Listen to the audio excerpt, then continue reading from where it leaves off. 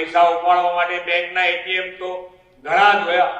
હવે આવનાર દિવસોમાં રાજ્યના જિલ્લાઓમાં અનાજના એટીએમ પણ કાર્યરત થશે.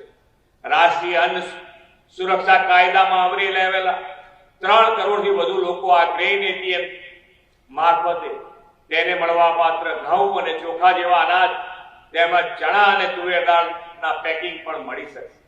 માત્ર 35 સેકન્ડમાં 25 કિલો અનાજનું વિતરણ થાય તેવા ગ્રેઇન એટીએમ 24 કલાક કાર્યરત રહેશે.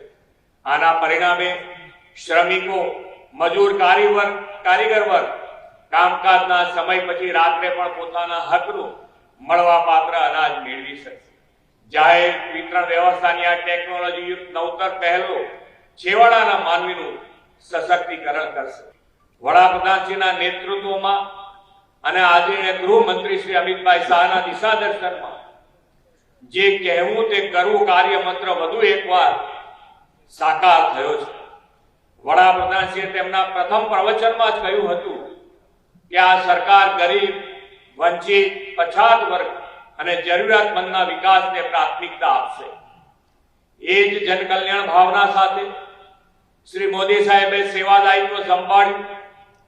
ગરીબ, અન્નદાતા, યુવા અને મહિલા શક્તિ જ્ઞાનના મુખ્ય પિલર પર વિકસિત ભારતના નિર્માણનો પાયો રચ્યો છે.